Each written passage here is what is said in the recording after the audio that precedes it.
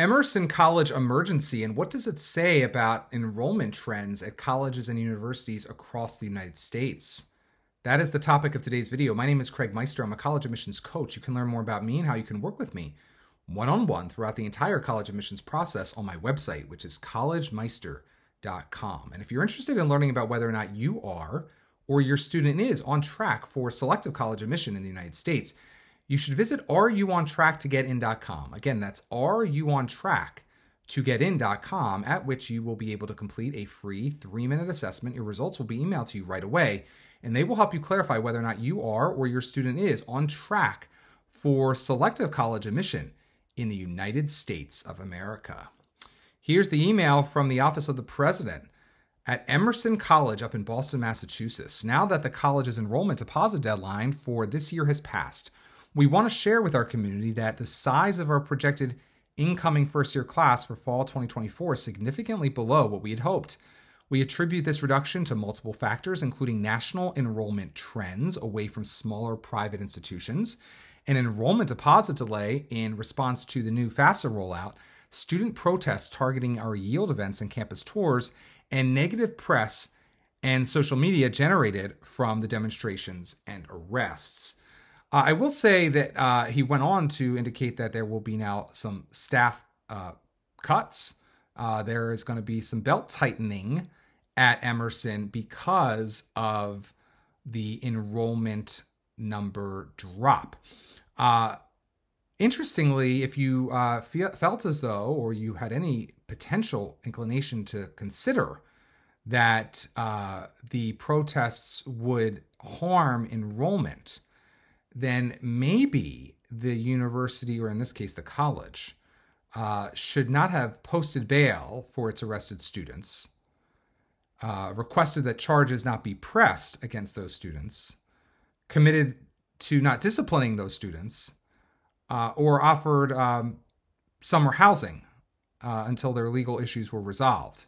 But the same president who wrote the email talking about how there's going to have to now be belt tightening and potential layoffs and hiring freezes at Emerson, President Jay Bernhardt, is the same president who supported all of that, which I just stated, which was basically condoning the protests that now he's blaming on the fact that maybe there's far fewer students enrolling as first-year students at Emerson College in fall 2024. It's interesting also, Boston, Massachusetts is a very in-demand city. The fact that Emerson can't make it work in Boston, which is one of the most in-demand locations to go to college in the United States for not just Americans, but also international students, particularly those coming from Asia, the Middle East, and particularly Europe, that's a really bad sign of mismanagement, in my opinion, specific to Emerson. So how much does this really say about what's going on outside of Emerson? Well, we do know that there are other real problems happening at other colleges and universities. The University of the Arts in Philadelphia has shut its doors. We have a situation in which Marymount Manhattan in New York City, Manhattan, Upper East Side, has now sold out basically to Northeastern University. So Northeastern now has a new Manhattan campus and housing. And the fact that a school can't make it work in Manhattan and a school can't make it work in Boston is very telling of a combination of, again, I believe mismanagement on the part of the individuals running the institution, but also potentially just the things going on in those very unique urban environments right now that are making them less attractive than ever before for whatever reason. There's less need to potentially start a career in New York and or Boston because of remote work. I don't necessarily think this is unique to Emerson, as was indicated in the email, that national enrollment trends are pushing away from institutions like Emerson that offer a lot of majors that are not STEM related. There is very little STEM at Emerson. Emerson is a school focused on the arts, communication, to some extent, sort of communication, arts, business. After 25 years of K through 12 education in the United States pushing STEM 24/7 and pushing down on history, the arts, and English, it's not really that surprising that institutions at the tertiary level, undergraduate institutions and above would start to feel the pain and have fewer and fewer students interested in majoring in majors like history, philosophy, English, and in the case of Emerson, arts related, communications related majors, when all students have been told for a generation now is that STEM is the way to go. STEM is the way to go.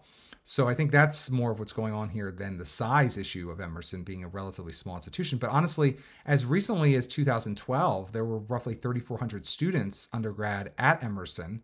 Emerson in recent years has been closer to 4,000 undergraduate students. It'll be very interesting to see what the overall numbers are at Emerson in fall 2024.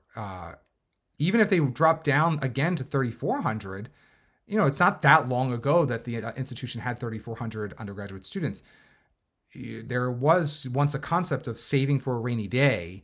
If things fluctuate, schools should have padding, you would think, financially to take that blow without necessarily freezing hiring, without necessarily getting rid of employees and cutting back on programs, etc.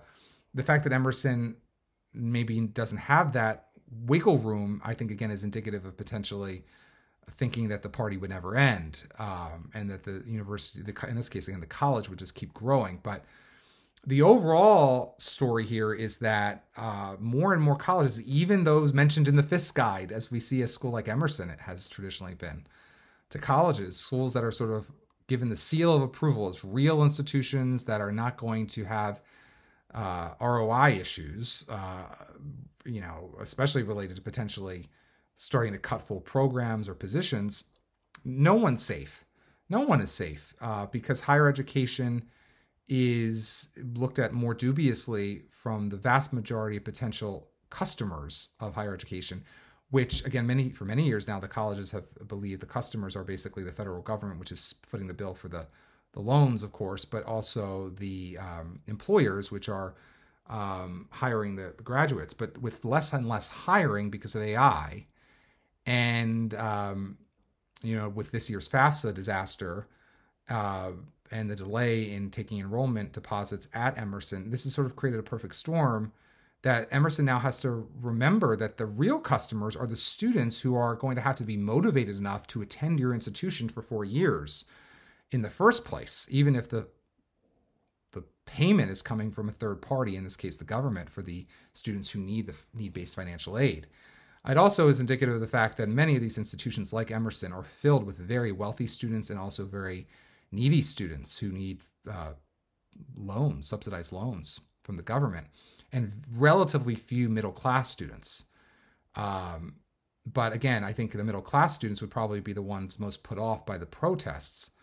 So you get this sort of donut hole effect at a lot of institutions, not just Emerson, where very wealthy students, very, very needy students, and without having as robust of a middle class in the United States to depend on, that is also interested in the ROI for the majors offered at your school, different events can very drastically and very quickly alter the demand for your institution when you're not sort of operating in an environment where ROI is on everyone's mind and striving upward is on everyone's mind, and they have to foot the bill for it. So that's very interesting to consider as well. But as you consider colleges and universities and what colleges should be on your list, do your due diligence and realize that more than ever, even colleges in very impressive locations like Boston and with names that have, reputations that precede them, if these colleges are sort of in the lurch financially, very few colleges and universities are going to be exempt from having some challenges, financial challenges that could develop into potential emergencies like they are at Emerson right now in coming months and years. And this is part and parcel of a big sea change in higher education, which was just growing like a never-ending bubble for the past, 30 years or so. But in recent years, colleges are now closing, and it's interesting. You would think these colleges would all be closing in places in the middle of nowhere. But again, the fact that University of the Arts in Philadelphia, Mills got bought out a couple of years ago in Oakland, Marymount Manhattan is in Manhattan, and now Boston, Emerson.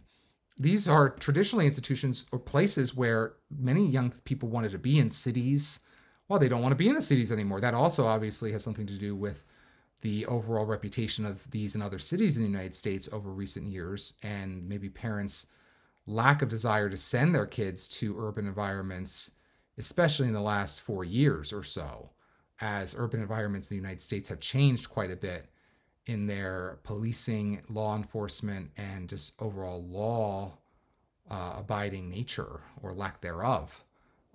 And so I think a lot of parents from the suburbs and elsewhere are looking at this and like, maybe we don't want our kids to be in these urban centers anymore as well. So a lot of interesting trends coalescing in the case of Emerson College. Keeping an eye on it here, I will continue to do so and update you accordingly as other universities may or may not miss their enrollment targets for fall 2024 and what this does or does not say about the health of such institutions moving forward. If you enjoy this video, please give it a thumbs up and also consider subscribing to my channel. If you'd like to work with me one-on-one throughout the entire college admissions process, visit my website, which is collegemeister.com. Until next time, stay safe, stay well, and most importantly, stay stress-free throughout the entire college admissions process.